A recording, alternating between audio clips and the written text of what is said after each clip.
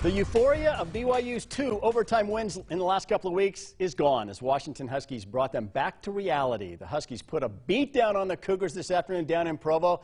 Kalani Sitake trying to rally the fans before the game, getting them all psyched up to take on the Huskies. Washington, though, scored on its opening drive. Jacob Eason scrambles around, finds Richard Newton in the corner of the end zone, 17-yard touchdown. 7-0 Huskies. After BYU field goal, Eason leads the Huskies downfield again. This time it's Aaron Fuller on another 17-yard touchdown, 14-3, and nothing going right for the Cougars in the first quarter. Zach Wilson gets sacked, fumbles the ball. Brandon Wellington scoops it up. See ya. He goes 69 yards on the scoop and score for the touchdown, 21-3 Washington. The BYU offense finally finds the end zone in the second quarter. Emmanuel Isupa scores his first touchdown as the Cougars 24-9. Then bad news. Tyson Williams gets hit in the right knee. And that pass, left knee right there, he was hurt and he knew it.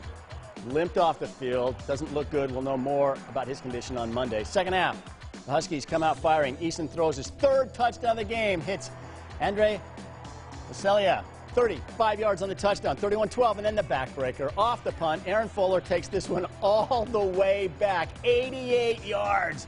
That is just a killer.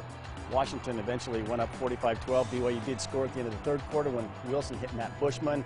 Hauls it down after a deflection, but it was too little too late. Final score 45-19. BYU loses. Dana Green was there and has our post-game report.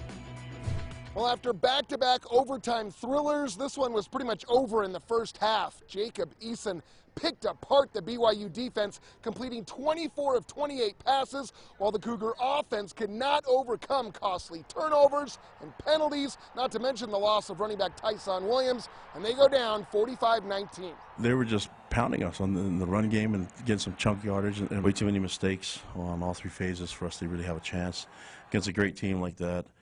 It doesn't work out that way. So, you know, as much as we try to gain momentum, it seemed like Washington had an answer, or we did some things that didn't really help ourselves. We knew we were coming in to playing against a good quarterback, and like we said, our scheme worked against USC, and it was working with Washington, but just some misassignments. Just if everyone's not on the same page, our scheme it doesn't work that way. We just have a bad taste in our mouth right now. You know, we gave them the ball too many times, we gave them too many chances to do things on their end. So we just gotta, you know, watch the film, learn from it, and move on. They were a good team. They're really good, but I think our mistakes made them look a lot better. They're returning Pac-12 champs. They're going to be a really good team this season, but our mistakes just made them look like world beaters. When Tyson goes down, Soup needs to step up in Lopini, and so that's in a lot of different positions. And we have some guys that are banged up, and we're going to have to dip into our depth a little bit more. It was heartbreaking, you know, because, you know, we've gotten pretty close since